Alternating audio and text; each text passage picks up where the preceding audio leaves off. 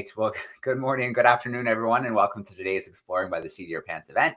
My name is Joe Resky, and I'll be your host for today. We have a great event in store. Some may have noticed that was our field intro, which means we are going out, we are going live in the field, and we are doing it with one of our favorite organizations to be live in the field with, Osa Conservation in Costa Rica. Now, over the years, we have done all kinds of amazing events showcasing the incredible conservation work that they are doing in the Osa Peninsula. We have been live in the treetop canopy, changing camera traps. We have been with the sea turtle team and learning about the important work that they're doing at the hatchery and releasing baby sea turtles. What else have we done? We have been at the amazing restoration sites where they're taking old cattle pasture fields and restoring them back into rainforest. We've even been to the amazing organic farms that they have where they are growing beautiful produce and things like vanilla. So we have done a lot of fun events with Osa Conservation. If you don't know much about the peninsula, it is one of the most beautiful places on the planet. It's one of the most biologically intense places on the planet. So something like 2.5% of our planet's biodiversity can be found in and around the Osa Peninsula. And today, we are going to spend a little time with Linda, Christian, and Gabby. They are live in the field right now down at the beach. We are going to be in the mangroves, and we're going to learn about the incredible work that they are doing restoring mangroves and why this ecosystem is so important. So let me bring in the team right now. Here we go. Linda, Christian, and Gabby, how are we doing today? Hi, everyone. Good morning. Hi. All right. It is so great to see you joining us, and I can feel a little bit of that heat through the camera. We've got classrooms in Canada and the US joining us live today, and they're really excited for your questions. But for now, I'm going to let you take over and introduce yourselves and take us into the amazing work and ecosystem. Okay, great. Okay, so good morning. We're happy to be with you, to join with you. And my name is Linda Lopez. I am one of the coordinators of the Mangrove program at Osa Conservation. Hi everyone, my name is Christian Peralta. I'm from Costa Rica and I am a forestry engineer because I discovered young age that I love the nature.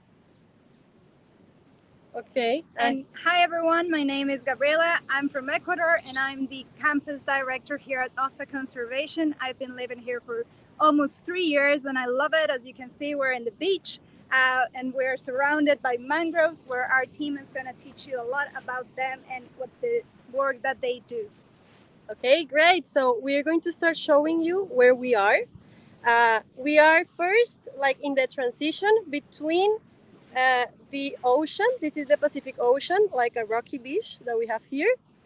And we are here like in the transition, and here we have the mangroves. So we wanted to start here to show you how this coastal ecosystem is like the first line between the ocean ecosystems and the terrestrial ecosystems.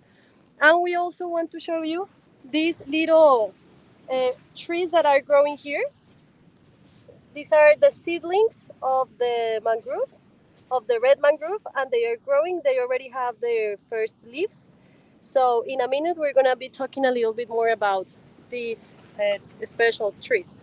First, we want to say that we are the coordinators of the Mangrove program.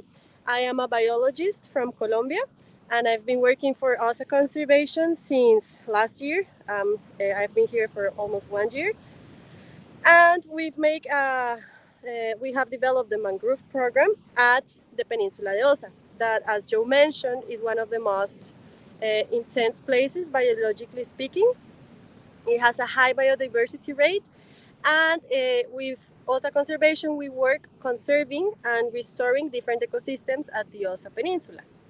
And just to give you an idea, right now we're in the Osa Conservation campus, where we protect more than 3,000 hectares. We have a wildlife refuge. So it is a lot of primary forest, secondary forest, mangrove areas, and beach areas. So all of our team, we do different works, and just we protect one of the most, the biggest wetland system in Costa Rica, which is north of us. And we also work in the marine environment, protecting the Golfo Dulce and the ocean. So there's a lot of animal species that get protected that use the mangroves as nursery areas and as a protection. Okay, great. So let's start by showing a little bit of what Christian works. Also, he develops in the program. I have been working at Osa Conservation for 2 years. I am one of the coordinator of the Mangrove Restoration program, mainly in the coordinator of restoration activities such as collecting and planting seeds. Okay, so my work as a coordinator also is more focused on monitoring and research, because it's important not only to plant and restore the environment, but also to know what is happening with the restoration, right? So we monitor our planting efforts. And just for you to know and have a better idea of what is restoration, we define it as helping an ecosystem that has been affected or that is a little bit sick. So we give a hand to that ecosystem so it gets better, right? That is to restore ecosystem. And we don't only plant, as I mentioned, but we also try to look for the growing rate and know how it is working, that growing mangroves, right? So look, the tide here is starting to grow. The tide is a very important component of the mangrove ecosystems, because the growing tide and the decreasing tide uh, is one of the things that condition the mangrove, and that is why the mangrove has evolved as with this root system that you can see here. So I want to show you a little bit of these root systems. Look here, we have this crazy root system that I always love to show, because mangroves have to stand the growing tide and the water. So they are very strong in standing this growing tide. And they are also growing in the sand, or in different spaces we have mud, growing in mud. So it's not a very good sediment to grow, but they evolved to grow in this type of sediment. So this makes them very, very, very special. And we also want to show a little bit of different characteristics of the mangrove ecosystem. But first, we want to talk about our mangrove program. We work in a place that, as Gaby mentioned, is called National Wetland Terra Basierpe. This wetland is located in the north part from where we are, and is the biggest wetland in Costa Rica. It also has the biggest mangrove ecosystem in all the country. About 14,000 hectares of mangroves, as Joe is showing in the picture. This is one of the pictures of the wetland seen from a drone view. And I don't know if you've been in a wetland or in a mangrove, but it's very typical to see this type of estuaries or rivers. They seem like snakes, if you see. And it's very amazing to be there. It's very gorgeous. It's very, it fills out with purpose to make our job. Also, we work with the community, right? We work with the community because our mangrove program is based in the restoration, but is the restoration of controlling a special fern that is called negraforra, right? This fern, we have to control it with the community. We work with around 60 people of the communities of the wetland, and we have to cut the fern, and we have to collect seeds and plant those seeds. We also make the monitoring actions and the environmental education actions. Now we're going to talk about why is it important to protect mangroves.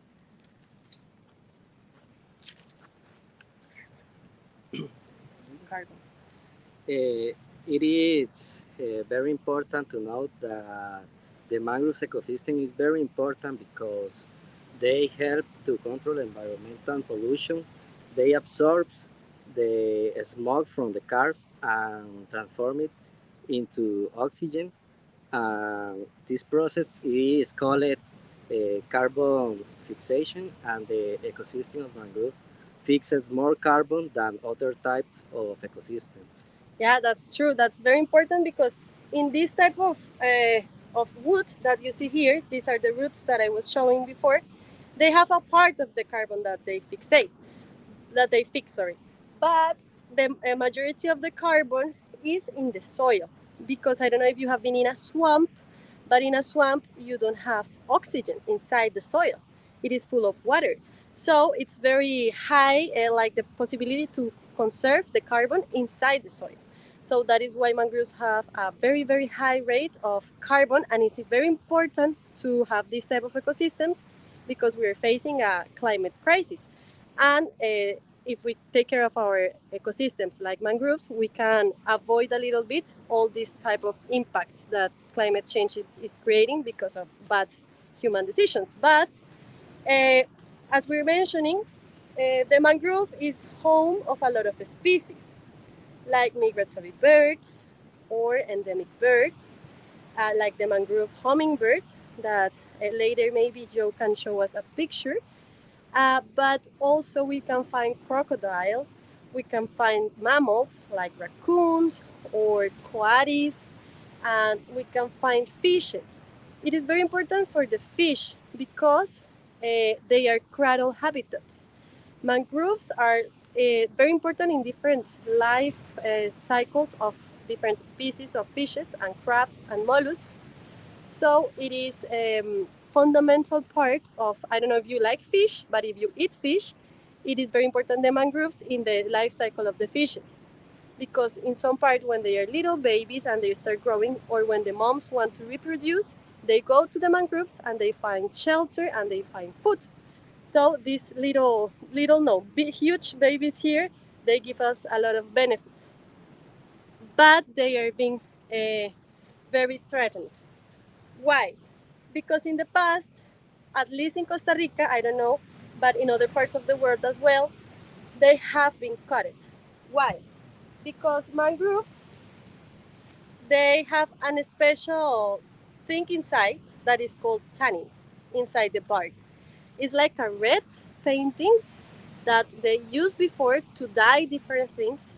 And they cut the mangroves, they took off the bark, and that causes a lot of deforestation in the mangrove ecosystem. Now it doesn't happen because all the mangroves in Costa Rica are protected, fortunately. But it created a problem in the ecosystem, and that is why we are restoring, because this huge fern start growing and it get out of control and it avoids the mangroves to regenerate by itself. Here, Joe is showing a picture of the fern, but it seems little in that picture, but it's huge. So maybe Joe can show us the video when the people cut off the mangrove for you to see the size of this, sorry, not cut off the mangrove, the fern, so you can see the size of the fern.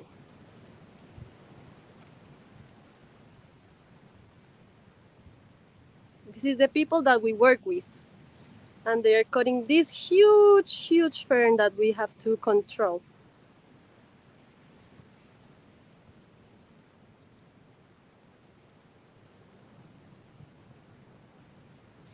So that video is for you to have an idea of how it's a very, very hard work, because we work in a tropical area, in a degraded ecosystem. So it's very, very hot, and it's a hard work because we have to do it manually with the machete, and the community really tries hard to do the best job that they can. So you can see in the video how we start forming the strips of restoration, and in those strips we start planting the collected seeds that I mentioned before. In that way, we have restored 91 hectares since 2018. And the idea is to continue restoring. This year, we will restore 40 hectares, new hectares. So this is part of our job. And Christian is going to show us a little bit of like the seeds. The mangrove has very interesting seeds. This is the seed of the red mangrove. In Spanish, people knows it as velita. And mangroves are very special, as I mentioned, because they start like developing the seed completely before it falls in the ground. So it already has the first leaf here, and then it creates like the root system from this part. And Christian is gonna show how it falls like from the tree. So that's the idea. When mangroves start producing seeds, they start sticking in the soil and they start growing from that point. Now we're gonna move to show you other things, very interesting things of the mangroves, of the mangrove ecosystem. I hope that you're writing down your questions because we really want to talk with you and know what you think about this. Look here, this is a barrier, a natural barrier that I forgot to mention, I'm sorry. Mangroves are natural barriers. So this is all like organic material that the sea starts like throwing to the terrestrial part. And look how mangroves help to retain that organic material. That is like a specific way to see how mangroves protect us from climatic events like hurricanes, like floods, like different things. And that is why mangroves are like protecting ecosystems for coastal communities. They are also very important for the fish resources and other mollusk resources and like food resources. Okay, we're moving. Look, this huge root. This is a huge root. And they produce these roots in order to have stability for what I mentioned, like the tides and waves and storms. And I'm moving here through to the roots because we want to show you our monitoring tools that we use in order to um, like to monitor the restoration activities that we do. So we go to the field where we have planted before. This is our best ally, that is a drone. It's our eyes in the sky. So we fly the drone and we're able to see everything from above. Maybe Joe can show us a couple of pictures that we have before the restoration. This was like the first picture we take of a restoration spot. And with the help of the drone, we had this view. And after a couple of years, with the same drone, we have the chance to see the growth of and the coverage of the canopy of our trees, and it's very exciting to see how they grow. And here we have another picture of this year. So the drone can help us to have this wider vision of our sites. When we go to the sites, we also use this type of tool because it helps us measuring the water conditions inside the sites. Because water, as I mentioned, is one of the most important components of the mangrove ecosystem. If the salt is very high, that's going to affect the mangrove. If it is low, it's going to affect the mangrove.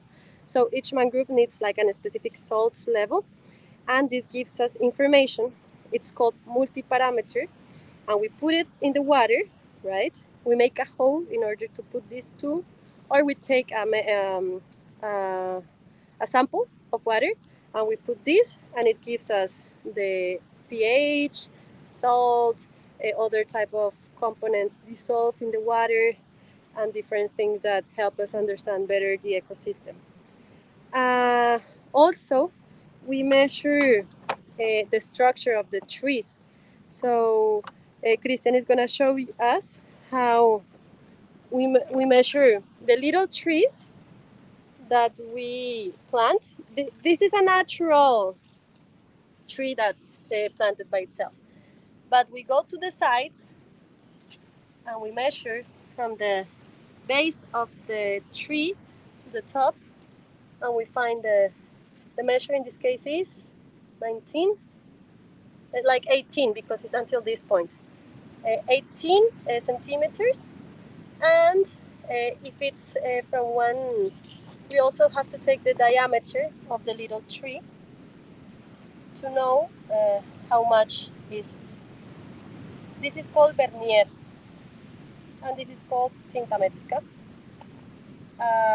This information help us to know how, like the growing rate of the mangroves, and when we find differences with the other measures that we take, we are able to make decisions in order to know if we have to continue planting there, or we have to plant again, make another planting because the mortality is very high, or like try to know what is happening, and that is why we're monitoring these restoration sites. And we also have fauna monitoring. In this case, we use this little square. Chris, can you help me, please? We use this little square, and inside the plot, we have a permanent plot, right? So I establish a diagonal line, and I go with this in 3 points. And for example, let's do it in here. What is the idea with this little square? The idea is to see if we find some snails of the mangrove forest that are called gastropods. So we look for those snails, but it's not only in the soil. It's like a three-dimensional spot. For example, look, we find something here. This is a little snail that is one of the gastropods I mentioned before. Where is the camera? Here. Look, this is from the Cerithidiopsis genre. And why is it important to find this type of little mollusk? Because they can give us information about the health of the mangrove. So if we have very affected mangroves, it's very hard to find gastropods. But if they start recovering, or if we have a mature forest, we are going to find a lot more and different species. So that is why we are monitoring these type of organisms in the forest.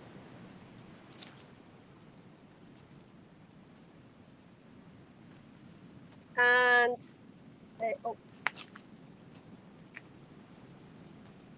we want to show you other species that we have here. That is an associated tree. That is not a mangrove itself, but is an associated tree that is called alcornoque. It's a huge tree. It's this baby here.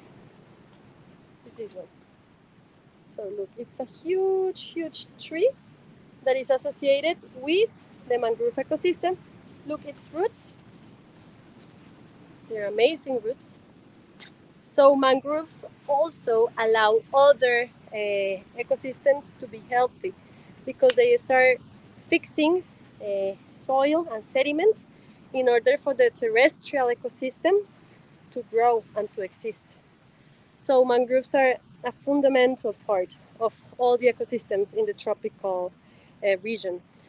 We want to be very specific in restoration and monitoring. Is very important for conservation because we're interested in conserving this natural diversity. And when we restore, we help the corridors, like the biological corridors, to connect, and fauna can come back, and animals can come back, and people can have more safety in their food systems and in their health systems. And it's better not only for animals, but for humans. So it's important to restore our ecosystems. And to monitor that restoration is fundamental because it gives us information in time in order to take decisions and to be able to say with scientific evidence that what we're doing it's working and that we have to continue doing it. So not only for NGOs like Osa Conservation, but also for governments to take action in conserving and restoring ecosystems. And it's very hard sometimes to work here because conditions are hard. It's very sunny and it's very wet. As you can see, I'm sweating all the time, and sometimes you get very, very tired and has a lot of challenges. But it's very satisfying to see that it's working and to see that people is engaged, because conservation without communities is not conservation. We have to involve the communities. And to work in a mangrove ecosystem is also challenging because sometimes we have to go over the roots and scale some trees and take the measurements. But it's very, very satisfying, as I mentioned. So we encourage you, if you have the chance, to go to mangroves ecosystems and to know a little bit better that ecosystem, or if you have the chance to come and visit us, you're very welcome. Thank you. Thank you, Joe, and thank you, guys. All right. Before I come back, I want to share one more video. I want to share the video of the hummingbird, the mangrove hummingbird. Okay, great. I'm going to share that video right here. It's a neat one.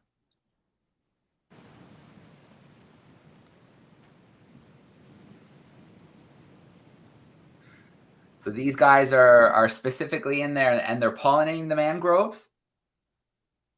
Yes, it's an endemic species of the mangrove of the south part of Costa Rica.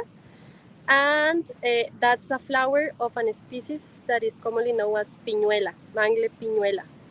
And he loves its flower, like he's a fan of the piñuela flower. But he also pollinates other flowers.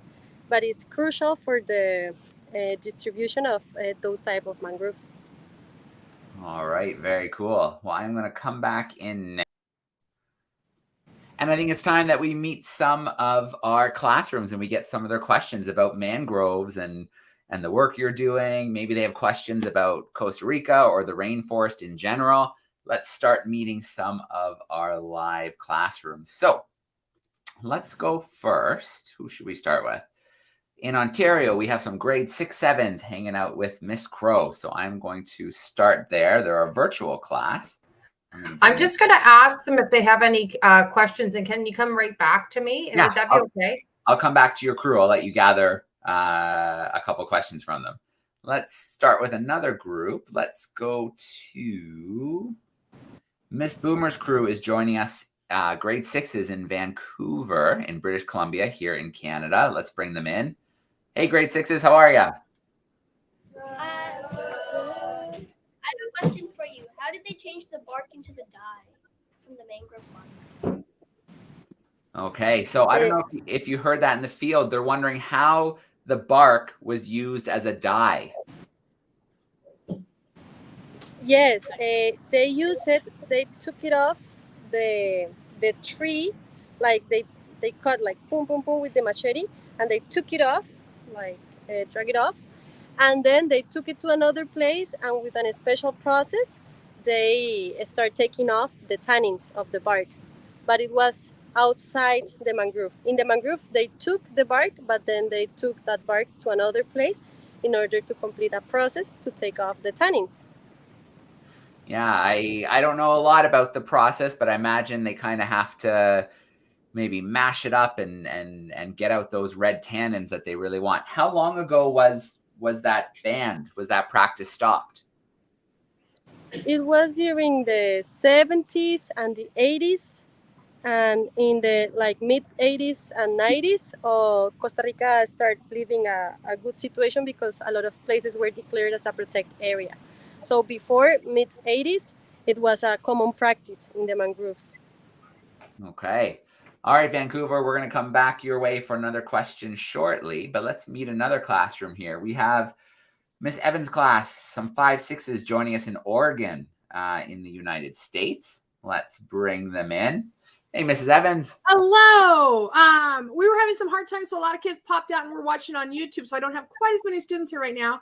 Sure. But one of the questions they have is, like, how long does it take to reestablish the mangrove once you plant them and to really make a difference? Like, how long does that kind of take, that process? Okay, it's a very interesting question because it depends a lot in the conditions, as I mentioned before. That's why we're trying to monitor. But the picture that Joe shows was like that site was planted in 2018, and the last photo that he showed was of last year. Sorry, of this year, at the beginning of the year. So you start looking at that type of photos, and you realize that the canopy has grown enough. So natural regeneration when you're on site start happening. So the trees that we planted, they start creating their own seeds, and they start growing.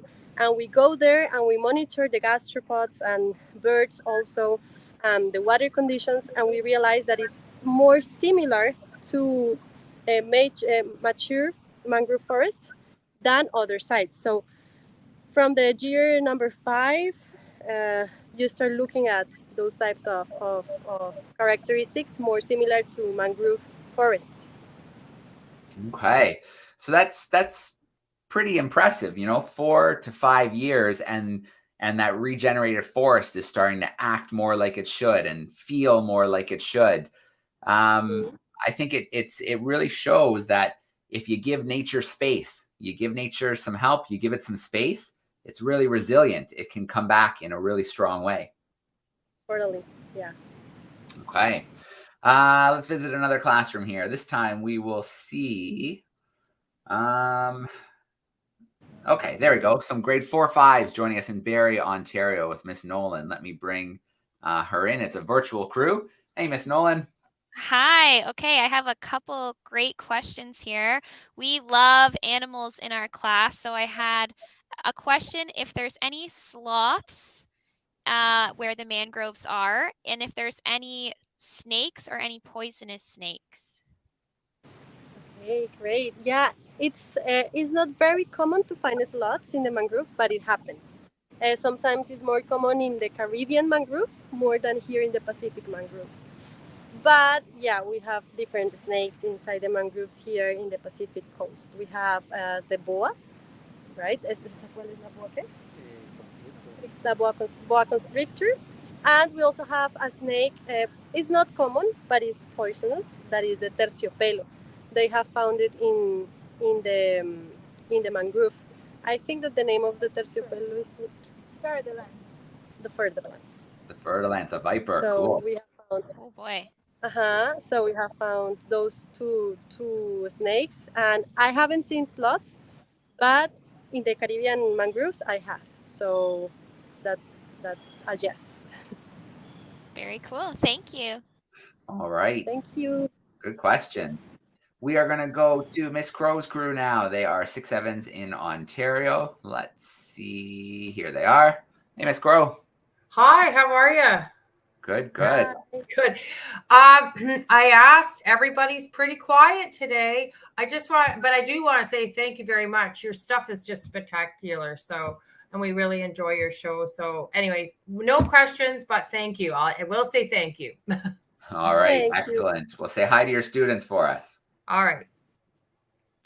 Okay, let's grab another question here. We are going to, we'll take one here from YouTube, and then we'll check in with a couple of our camera groups and see if they have some follow-up questions. But this question here on YouTube would just like to know a little bit more about how mangroves protect from storms. How do they protect the land from big storms? Okay, that's a great question. So as you can see, the roots, they create a natural barrier, right? Because imagine if there were no roots, all the things that the storm carry, like different organic material or other trees, they will just pass over. But if we have these natural barriers, and not only like this, but a huge ecosystem like this one that we are, it stops that material to go over the houses or to go over the places if people inhabit in the beaches.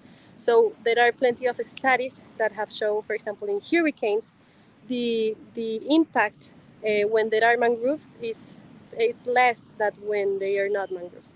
So they are natural barriers specifically because of their root system and their capacity to absorb water inside the sediment, because they are used to absorb water when the tide grows. So they have those two characteristics that reduces the risk when storms happen. Okay, let's see if we have some more questions here. Let's check in with our grade 6s in Vancouver. How are we doing, grade 6s? Do you have another question for us? Or two? You can squeeze two in, whatever you want. One more. Okay. How many seeds can one mangrove produce? Interesting. ¿Cuántos puede producir un árbol?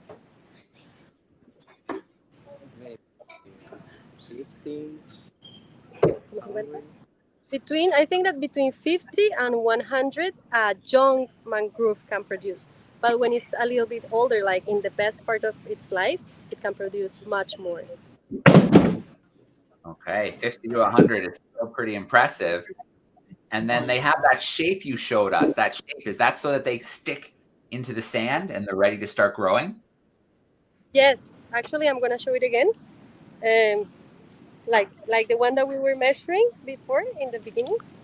Like, look, this one here. So they stick in the soil and they start producing the first leaves, and then they become in those huge trees that we found.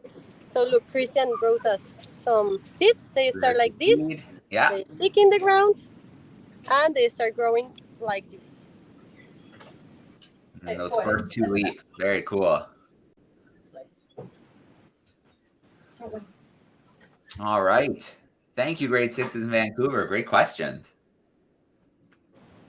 Let's see. Let's check in with Miss Evans' crew in Oregon. If you're still there, Miss Evans, do you have another question? My kids didn't have another question. We're interested in this though because we did look at the Everglades and the different types of mangroves that they had in the Everglades. So we wanted to see this and kind of compare. So we don't have any more questions, but it was great. Thanks. All right, perfect. Thanks, Oregon. Miss Nolan's crew. Any more questions from our 4th and 5th graders? Yes. Okay. So we were wondering about the adult mangrove tree, how tall it gets, and how long it takes to get full grown. Okay. So in the monitoring rounds that we've done, in our places, like in the ecosystem that we work with, that is the Terra Basierto wetland, we have found like 27 metros de alto, like 27. Los que hemos medido? Like between 27 to 35 meters high. Wow. But I know that in Colombian Pacific coast, they have found more than 40 meters long, high, sorry.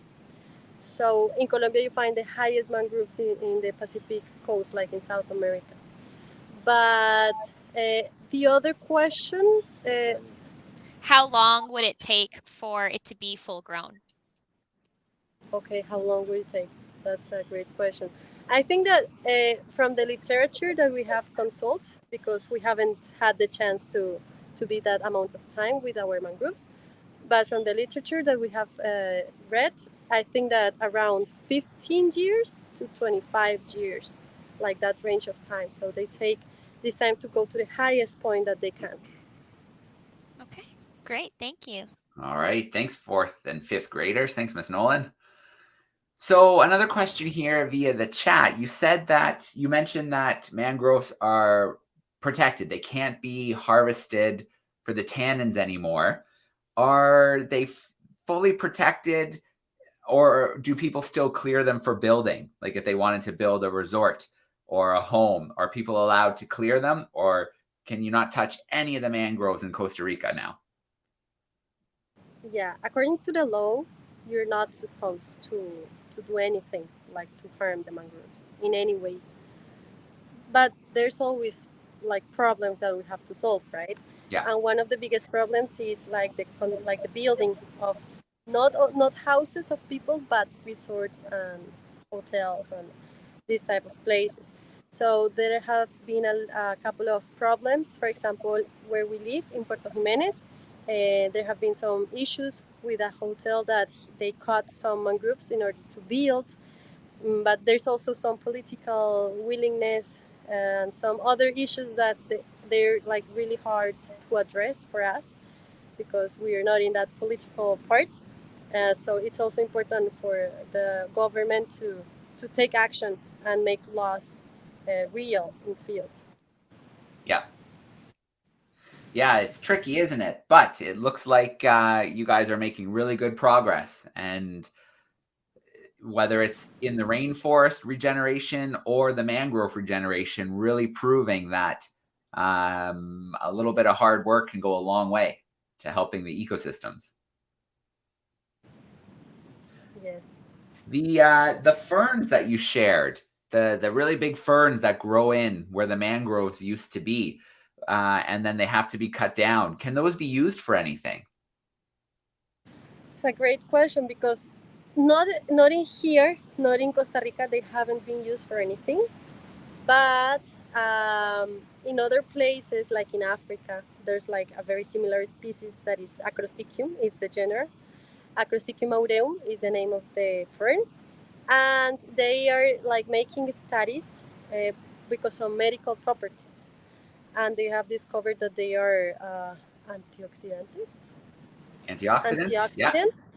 Antioxidant. And they are like in the lab part of the process. But it's very interesting because it has this potential, and they're researching about this fern. Yeah, I'm glad that we're bringing that right up as we're getting close to saying goodbye, because that is another really, really important thing about protecting habitats like the mangroves, like the rainforest, because a lot of our medicine that we use comes from plants. And we still have a lot to learn about how plants can help us through different medicines. So if we're cutting down mangroves and rainforests, we could lose out on a lot of future knowledge and medicine that we can use. Yeah, so we still have a lot to learn about the properties of different plants like the mangroves and in the rainforest. Very cool.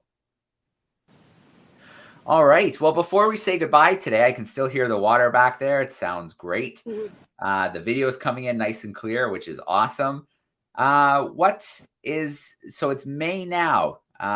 Is it the rainy season? Has the rainy season started? Yes. Since last week, it has been crazy, like hard rains. And this is just the beginning of the rainy season. So yeah, it's going to be interesting. So are you able to work right through the rainy season, or is it just the dry season when most of the work is done? We have to work in the rainy season because mangroves need the fresh water of the rain.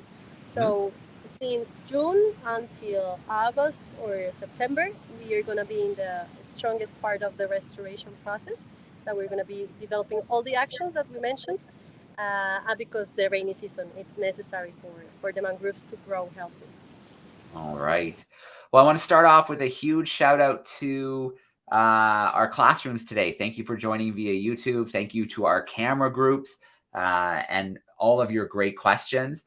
I want to give a shout out to our team today. We have, Christian and Gabby and Linda, and then of course Soleil behind the scenes, who helped make today's event happen. Thank you so much for sharing the work that you're doing with us. And also, before we say goodbye today, I want to remind classrooms that on June 1st, we are heading back to the Osa Peninsula. I was there in November, and they were just starting to build a huge canopy tower that stretches high up into the rainforest canopy, so you can observe the different levels of the canopy.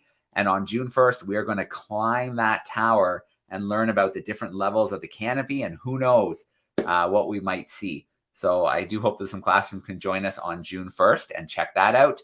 But then again, Linda, Christian, Gabby, thank you so much for a great trip to the mangroves today. And thank you for all the great work you're doing. Thank you, Joe. Thank you guys for listening. Thank you so much. There's everybody. Awesome. Thank you so much from the mangroves. We can't wait for another live event. Thank you to the whole team. Bye-bye. Have a great day.